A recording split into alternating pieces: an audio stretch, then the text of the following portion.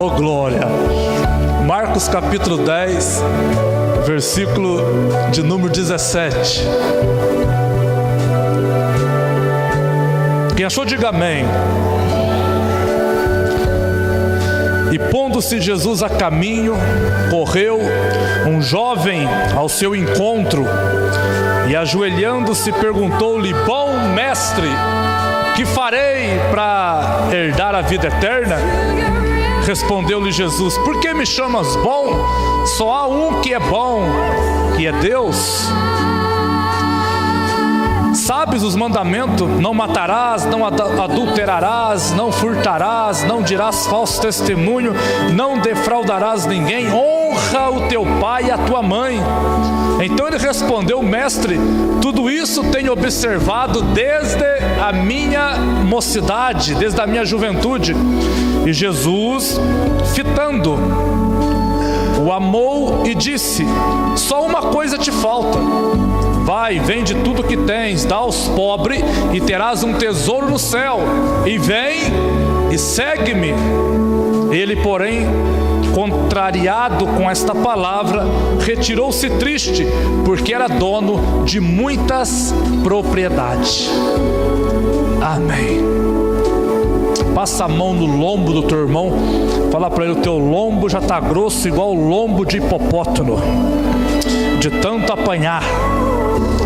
Fala para ele: vai doer mais um pouco essa noite.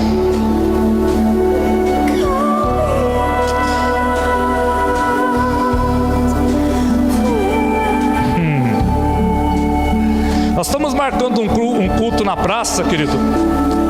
Um culto não, nós vamos fazer vários cultos. Vai ser um estilo de vida. Na praça, qual é o nome da praça? Lá em cima, naquele alto lá? Não, Redentor. Então, querido, nós estamos marcando aí, vamos agendar isso, para que a cidade, em nome de Jesus, comece a ser tocada pela glória de Deus. Amém? Esse jovem que nós lemos o texto agora de Marcos capítulo de número 10, ele é um texto muito conhecido. Quem é que nunca ouviu falar do jovem rico? Inclusive, algumas pessoas pensam que esta palavra do jovem rico é uma parábola. No entanto, não é uma parábola. De fato, esse homem foi se encontrar com Jesus. Não é uma história, não é uma parábola, não é algo que Jesus produziu para poder convencer alguém, ou então para tentar ensinar alguém acerca daquilo. Mas realmente foi um encontro entre esse jovem com a pessoa de Jesus. E naquela época, como os nossos dias também, não é tão diferente. Aquilo que aconteceu lá na época de Abel e Caim continua acontecendo nos nossos dias. Não mudou muita coisa. Assim como Caim, ele foi tomado por uma inveja, por um ciúme do seu irmão e acabou matando Abel. A gente vê na história bíblica, e até no século 21, que é a data em que nós vivemos, que as pessoas também têm os seus corações tomados por inveja, por ciúme. E nesta época de Jesus também não era diferente das coisas que acontecem nos nossos dias, porque tanto na época de Adão, como na época de Jesus, como na nossa época, os tempos são semelhantes, são iguais, porque em todos esses tempos as pessoas tentaram mostrar que são pessoas boas, que são boas pessoas. Esse jovem, ele aproxima de Jesus com a seguinte frase: bom mestre. Ou seja, desde os tempos antigos parece que existe uma necessidade no coração do homem de mostrar, ou então de tentar provar para alguém que ele é uma boa pessoa, que ele é honesto, que ele tem um bom caráter, que ele é uma pessoa direita, que ele é uma pessoa inteligente, que ele é uma pessoa sábia, que ele é uma pessoa dedicada, que ele é uma pessoa capacitada.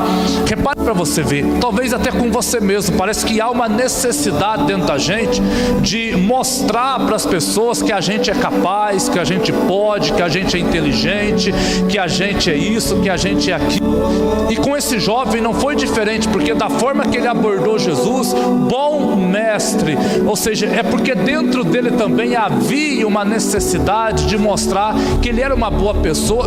No entanto, que quando Jesus cita os mandamentos para ele, ele fala para Jesus: Senhor, eu tenho guardado estes mandamentos desde a minha mocidade, ou seja, eu tenho observado isso, eu tenho praticado isso. O Senhor pode ver que eu sou uma boa pessoa, porque eu já estou fazendo isso, já estou exercendo isso. Então havia no coração dele, havia dentro dele uma necessidade de mostrar para Jesus e mostrar para as pessoas que ele era digno de alguma coisa, que ele era uma boa pessoa, que ele tinha um bom caráter. E nos nossos dias não é diferente. Parece que há uma necessidade dentro da gente de mostrar para as pessoas que a gente é bom.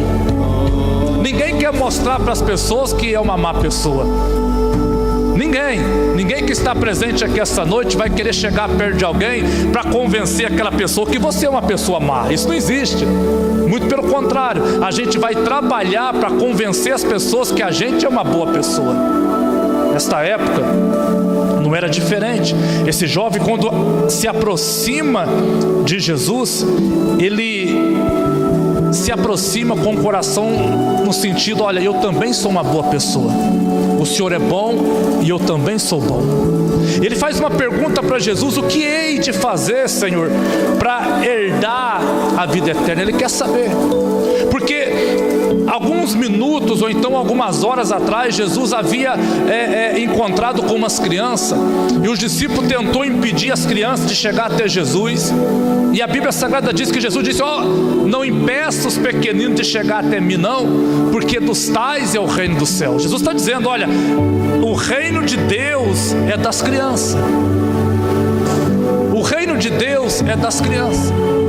Este jovem, querendo mostrar que ele estava no caminho certo, que ele era uma boa pessoa, que fazia tudo da forma correta, ele aborda Jesus dessa forma. Mas Jesus havia dito: olha, o reino de Deus é dos pequeninos, o reino de Deus é das crianças. E aqui eu vejo um paradoxo muito grande. Eu vejo algo extenso, tanto de um lado como do outro. Porque ao tempo que Jesus olha para as crianças e diz que das crianças o reino de Deus, este jovem, ele parece estar o oposto daquilo que Jesus havia falado. Então quando alguém olha para as crianças e fala: opa, os pequeninos deles é o reino de Deus. Só que nós esquecemos de uma coisa: a fase de transição de criança para ser adolescente é uma época complicada. Não sei se você já reparou, o momento da nossa vida que parece que a gente quer saber de tudo é nessa fase de jovem, quando você está deixando de ser criança e passa para a adolescência. Porque na fase da adolescência, o adolescente, ele quer ter razão em tudo, parece que ele sabe tudo, parece que ele é o dono da verdade, parece que só ele tem razão, parece que é ele que manda. Olha para você ver o paradoxo disso. Ao tempo que das crianças é o reino de Deus, para aquele que está na transição, deixando de ser criança e virando adolescente, ele está bem longe do reino de Deus. Porque nesta fase, se os jovens não foram jovens, se os adolescentes não forem pessoas, rapazes e moças que verdadeiramente se prostram diante de Jesus, eles vão achar que eles são donos da verdade. A gente, quando atinge uma certa idade, que não é o meu caso, mas muitos aí que já passaram dos 40, né, irmão? Quando atinge uma certa idade, não é? E não é o meu caso também, mas muitos já passaram dos 30. Quando atinge uma certa idade, a gente pensa duas vezes para falar as coisas. A gente pensa, a gente analisa, a gente tenta conversar, a gente não fala mais bobagem. Pelo menos a gente tenta evitar não falar mais bobagem. Mas o jovem não. Essas pessoas que estão nessa fase de adolescência, eles pensam que eles podem mandar no pai, eles pensam que eles podem mandar na mãe, eles pensam que eles podem mandar na igreja, eles pensam que eles podem mandar no professor, eles pensam que eles podem mandar na vida deles, e não é bem por aí. Esse homem, quando aproxima, esse jovem, quando aproxima de Jesus, ele está sendo o oposto daquilo que Jesus queria. Porque não se tratava de ser uma boa pessoa. O que ele precisava era reconhecer que Deus, que Jesus era o dono da vida dele. Era só isso. Um paradoxo imenso aqui. Entende? Então, em uma época, ou então desde os tempos antigos, onde as pessoas pensam que sabem mais, onde as pessoas pensam que têm razão, Jesus continua dizendo: olha, eu sou o centro da sua vida, eu sou a razão da sua vida, tudo precisa girar em torno de mim. É comigo o negócio, não é com você, é comigo. Não se trata sobre nós, nunca foi sobre nós, é sobre eu. Entende essa verdade? E a Bíblia diz que a forma que ele se aproxima de Jesus, ele vai correndo até Jesus. A Bíblia diz que quando Jesus entra no caminho, aquele jovem corre até Jesus. A palavra correr aqui nos fala de um esforço. De um esforço para alcançar Jesus, de um esforço para entrar no caminho de Jesus. Se a gente interpretar esse texto fugindo da hermenêutica bíblica, a gente é perigoso interpretar ele da forma errada. Por quê? Porque a gente vai começar a achar que vida eterna se compra com dinheiro. Porque quando Jesus desafiou ele, dizendo: olha, vende tudo que tem, aí sim você entra no reino de Deus, dá a entender que vida eterna se compra com dinheiro. Mas não é isso que Jesus estava falando. Não tem a ver disso. Jesus queria mostrar para aquele rapaz que ele era o centro, que tudo girava em torno dele. Não tinha nada a ver com aquilo que o rapaz tinha, mas tinha a ver com aquilo que ele tinha. A Bíblia diz que aquele jovem corre até Jesus, e aqui nos fala de um esforço para achar Jesus, de um esforço para encontrar Jesus. Porque a palavra correr tem a ver sim com esforço. Se você quer chegar em algum lugar andando, você não precisa se esforçar tanto, mas se você for correndo, você terá que se esforçar. Então, quando esse jovem corre até Jesus, nos fala de alguém que se esforça para entrar no caminho de Jesus, enquanto que ao contrário, quem se esforçou para entrar no teu caminho foi Jesus. Ou seja, vai dar um nó aqui hoje na tua cabeça. Isso é a loucura do Evangelho. Não somos nós que nos esforçamos para cruzar o caminho de Jesus. Foi Jesus que se esforçou, dando a sua vida para cruzar o teu caminho. Não é você que aceita Jesus, é Ele que te aceitou um dia. Veja que aquele jovem está o oposto daquilo que é reino de Deus. Jesus está pregando sobre reino de Deus, e aquele homem está o oposto. Homem de Deus, o senhor está querendo dizer então que a gente não tem que se esforçar? Ei, peraí, vamos separar uma coisa da outra? Uma coisa é você se esforçar para conquistar algo, aí sim você tem que se esforçar. Deus te faz uma promessa, Deus te promete algo, Deus tem um propósito na tua vida, aí sim você tem que se esforçar, você tem que guerrear, você tem que batalhar, você tem que trabalhar. Sim, esse tipo de esforço é válido. Eu estou falando do esforço de ganhar a vida eterna, porque esse esforço não tem a ver com você, esse esforço tem a ver com Jesus. Quem se esforçou para cruzar o teu caminho foi Jesus. Quem se esforçou para te aturar foi Jesus. Quem se esforçou para te salvar foi Jesus. Quem se esforçou para te aguentar até hoje foi Jesus. Quem se esforçou para escrever o teu nome no livro da vida foi Jesus. Veja como esse jovem está completamente o oposto daquilo que é reino de Deus. Completamente o oposto. Porque no reino de Deus nós não entramos pelos nossos esforços. Mas como que eu entro então no reino de Deus? Como que eu vivo esse reino?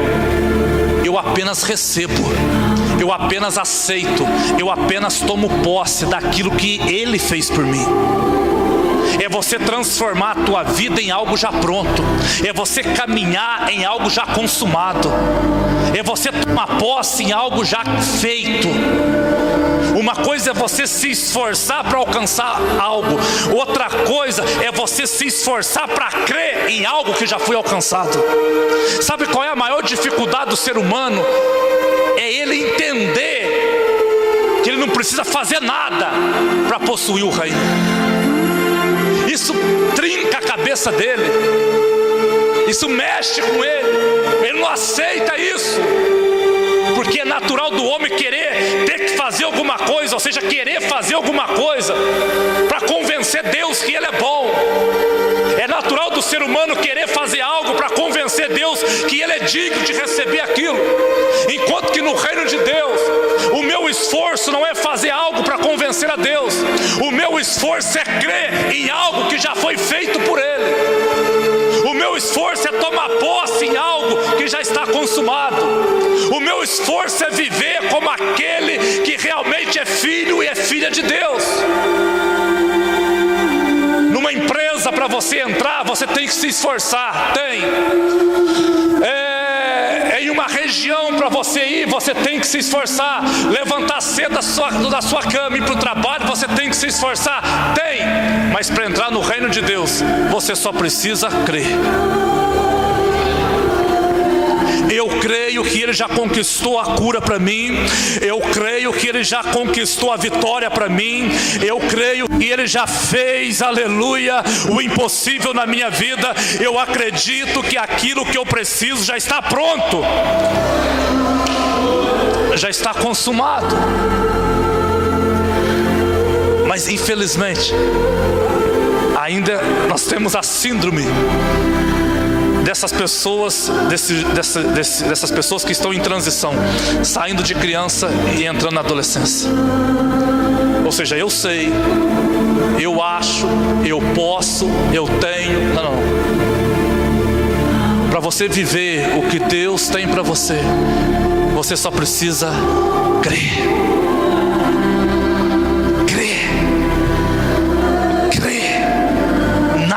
Pode roubar isso de você. Crê. Mas se entrar alguém no meu caminho, crê. Mas e se o diabo atrapalhar? Crê. Mas e se as coisas estiverem difíceis? Crê. Mas e se tudo falar que não vai dar? Continua crendo. É crer. Quem crê, vê a glória de Deus. Simplesmente crê. Deus, eu vou sair daqui essa noite tomando posse daquilo que já é meu. Eu vou viver como alguém, aleluia, que já recebeu a vitória. Eu vou viver como alguém que já tem a bênção de Deus. Eu vou viver como aquele que já foi curado. Eu vou viver como aquele que já foi resgatado. Eu vou viver como aquele que alcançou a promessa. Eu vou viver como aquele que recebeu o melhor de Deus. Balança o teu irmão e fala para ele: você vai dar glória ou vai continuar com a cara feia?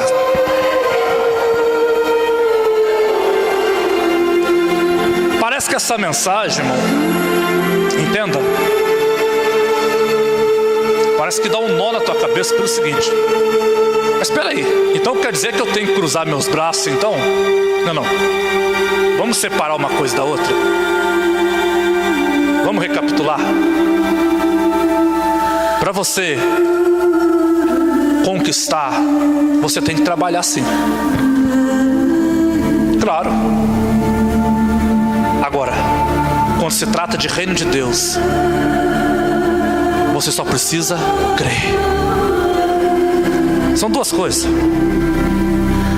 Porque senão alguém vai pensar: então a partir de hoje eu vou sentar no sofá da minha sala, na frente de Vale a Pena Ver de novo, eu não vou levantar de lá e todas as promessas de Deus vão cumprir. Não vai. Não estou falando disso. Uma coisa é uma coisa, outra coisa é outra coisa. Para você conquistar, para você ganhar uma cidade, para você ganhar a sua família, você tem que se esforçar. Agora, eu quero viver o que Jesus já conquistou para mim. Bom, se você quer viver o que Jesus já conquistou por você, você só precisa crer. Crer. Vamos reprogramar nossa mente? Crer. Apenas crer. Um dia alguém perguntou para Jesus assim: Jesus,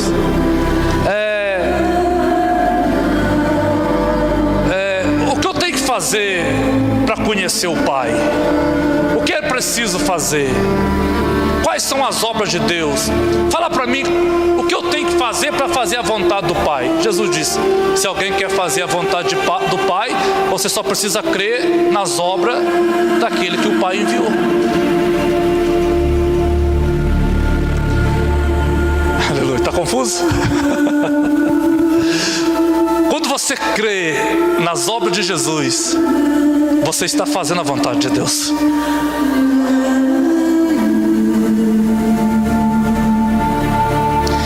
E é por isso que quando você faz a vontade de Deus, você começa a ser abençoado, porque você já começa a andar em algo já pronto, algo já feito.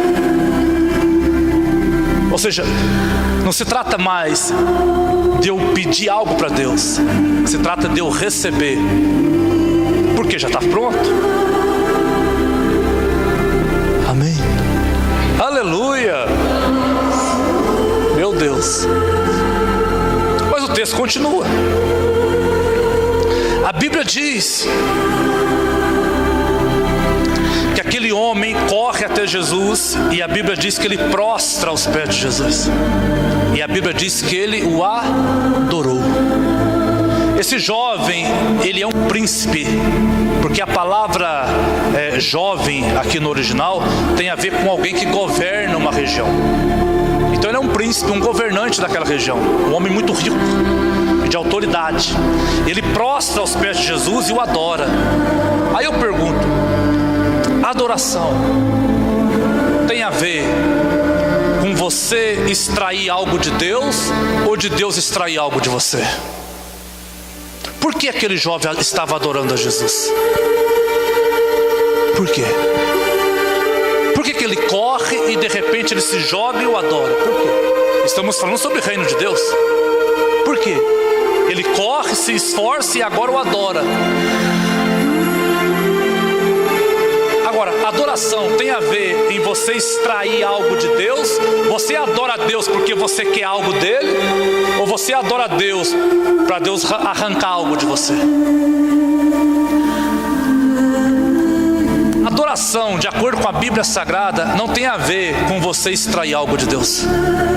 Adoração tem a ver em Deus extrair algo de você. Samuel capítulo 1. Lembra que Eucana falou para Ana? Eucana disse assim: todo ano nós subimos até Siló e nós adoramos a Deus lá. E todo ano nós levamos uma oferta, ou seja, todo ano eles deixavam algo deles em Siló. Isso era adoração. Lembra que Abraão falou para os servos quando Isaac estava subindo para o monte? Abraão disse para os servos assim: eu e o menino vamos adorar. Ou seja, eu e o menino vamos deixar algo lá em cima para Deus. Adoração não tem a ver quando você quer algo de Deus. Adoração tem a ver quando Deus quer arrancar algo de você. Esse jovem, quando se prostra aos pés de Jesus, provavelmente ele não sabia desse princípio. Então ele adora Jesus no sentido: olha, eu também adoro o Senhor Jesus. Eu também estou aqui prostrado ao teu pé, Senhor. Olha aqui, eu estou aqui. Senhor, me dá a chave da vida eterna, me dá a receita da vida eterna. O que eu tenho que fazer? Aquele homem que é algo de Deus.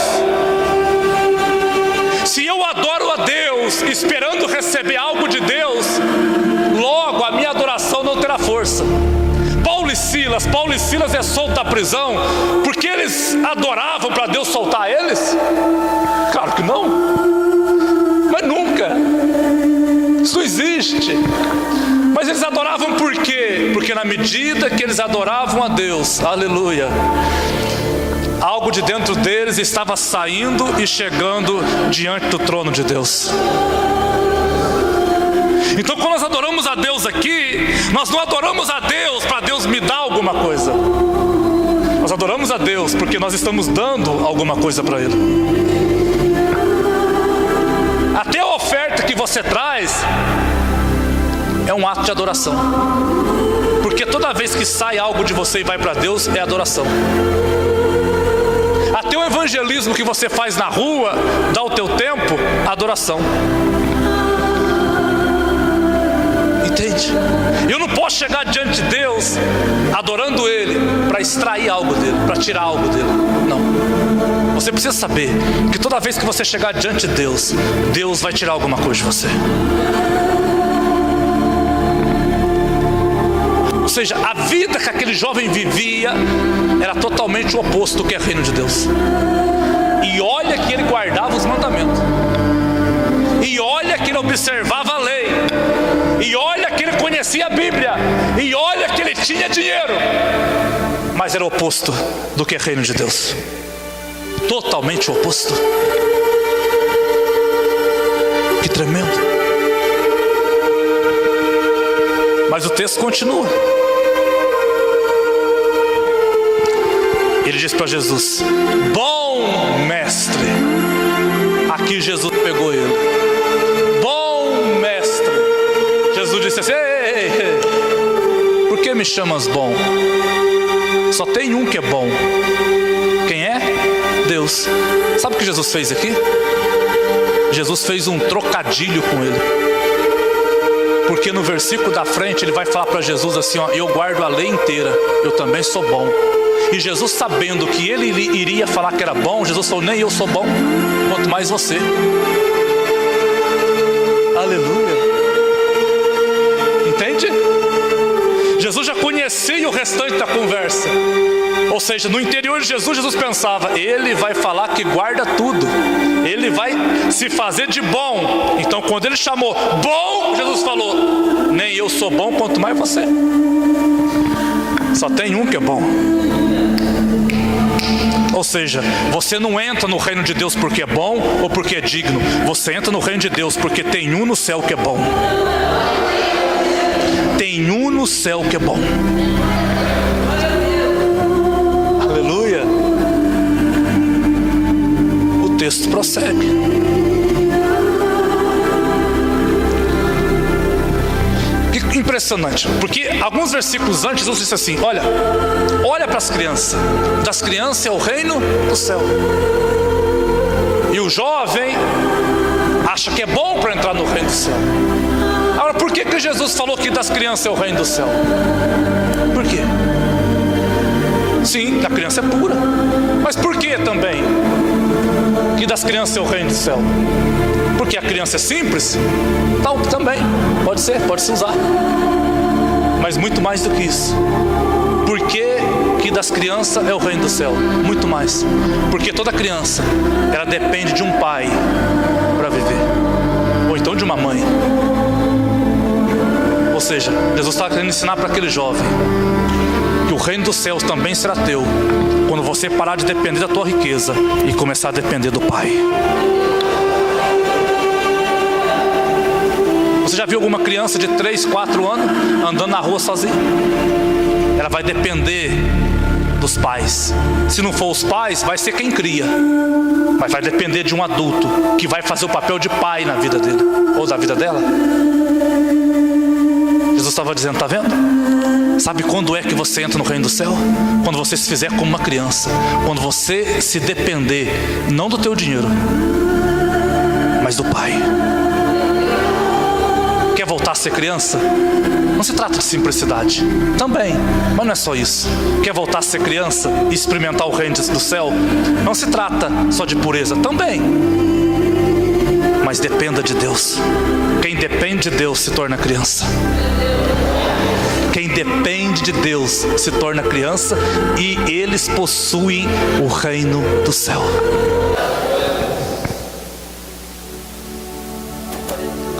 A Bíblia diz que quanto mais aquele jovem conversava com Jesus, mais as coisas iam ficando difíceis. Porque até então o conceito dele era que estava tudo certo na vida dele. Eu obedeço meus pais, eu não adultero, eu não mato, eu não roubo, está tudo certo na minha vida. E aqui eu vejo uma loucura poderosa do que é o Evangelho de Jesus. Quando aquele jovem falou para Jesus: Senhor, eu observo isso desde criança. A Bíblia diz que Jesus fez duas coisas com ele: fitou os olhos nele e o amou. fitar os olhos não é quando eu olho para você. Segundo o original grego, fitar os olhos tem a ver com olhar dentro de você. Quando eu ou qualquer pessoa fita os olhos em você, ela não está olhando você por fora, ela está olhando você por dentro. Quando Jesus fitou os olhos daquele jovem, Jesus estava olhando dentro dele. Por isso que Pedro e João, quando está subindo a porta do templo e aquele coxo que está ali é curado, a Bíblia diz que Pedro fitou os olhos no paralítico, enxergou dentro dele. Isso quer dizer o quê? Isso quer dizer que quando Jesus olha para você, Ele não olha aquilo que você é por fora, Ele olha aquilo que você é por dentro. E o que faz você entrar no reino do céu e possuir as heranças que Jesus conquistou na cruz, não é o que você é por fora, é o que você é por dentro. Quanto mais dependente de Deus você for por dentro, mais criança você vai se tornando e mais, ou seja, mais possessão do reino de Deus você vai adquirindo. Jesus enxergou dentro dele e Jesus viu que havia uma pedrinha no sapato dele. Jesus viu que ainda existia um porto seguro no coração dele. Por quê? Riqueza, dinheiro. O porto seguro dele era suas riquezas. Ele não está de todo errado pelo seguinte, porque na época existia uma cultura judaica que dizia que os ricos tinham direito de tudo. E por ter direito de tudo, ele pensava que também a riqueza dele lhe daria o direito de ganhar a vida eterna. Então ele pensou, o dinheiro não é o problema meu, riqueza não é o problema meu, porque, muito pelo contrário, ela vai me ajudar a entrar no reino. Mas quando Jesus olhou dentro dele, Jesus viu que existia uma pedrinha no sapato dele. Um porto seguro estava ali, algo que estava ocupando o lugar de Deus no coração dele. Ou seja, ainda existe algo dentro de você que impede você de se tornar criança, que impede você de depender unicamente de um pai. Ainda existe algo dentro de você que está impedindo você de depender exclusivamente de um pai. Que tremendo! Você entende? Na sequência, Jesus disse, a Bíblia diz que Jesus o amou. Ou seja, o cara, ele é o oposto daquilo que é reino de Deus. Ele pensava que estava tudo certo na vida dele, mas ele estava em falha, ele estava em erro, ele estava fora do propósito. Mas Jesus olhou para ele e Jesus o amou. O que faz Deus me amar não é as obras que eu faço. O que faz Deus me amar é as obras que Jesus fez. É loucura isso, irmão. Pelo amor de Deus, entende meu raciocínio? Eu sinto a presença de Deus. É loucura, é absurdo. Aí o senhor está querendo dizer então que eu posso fazer um monte de coisa errada? Não! Não estou falando disso. É porque muitas vezes existe um sentimento dentro de nós que nós precisamos fazer alguma coisa para Deus me amar. E não existe isso. Jesus ama você do jeito que você é. Mesmo sendo chato, mesmo sendo murmurador, mesmo sendo ranzinza, isso não impede Deus te amar. A diferença é que Ele vai te corrigir, mas não impede Ele te amar. Ele vai te dar umas varadas até você aprender, mas isso não impede Ele de te amar. Nada me separará do amor de Deus. Nada. Absolutamente. Agora, se Jesus é parecido com a gente olhar para aquele jovem e falar, tá vendo? Você está em falta. Você está errado. Se a gente for pesar você na balança aqui, a gente vai te achar em falta. Mas Jesus, com o coração aberto, com os olhos talvez lacrimejando, o amou. Ou seja, eu tenho propósito na tua vida, mesmo sabendo que você é desse jeito.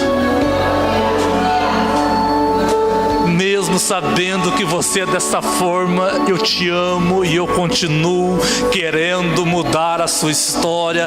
Eu quero te introduzir no meu reino, eu quero revelar o Pai para você, eu quero que você não dependa mais da tua riqueza, eu quero que você dependa de mim. Eu não quero que você ache que é o bom, eu quero que você olhe para Deus e veja que Deus é bom. Eu quero que você entenda o que é o reino. Jesus o amou. Jesus apaixonou por ele ali.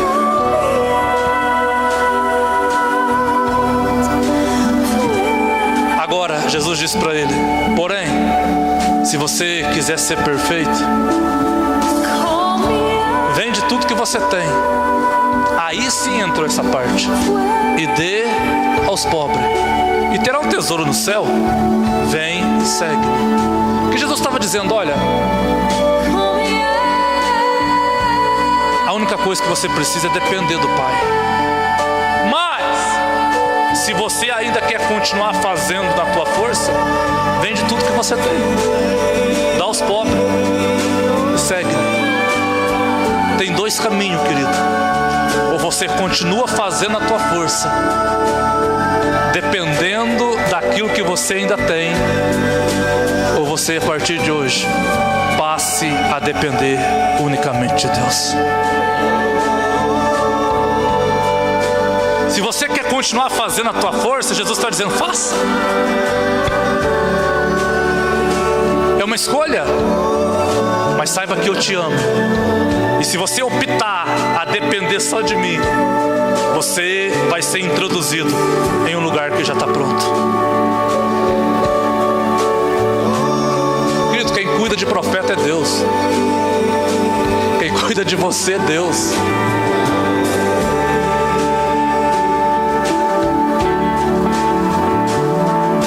Mas muitas vezes Deus está falando com a gente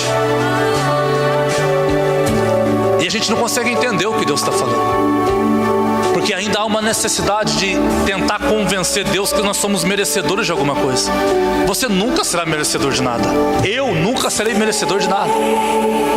A razão de estarmos aqui é uma só: graça. Graça.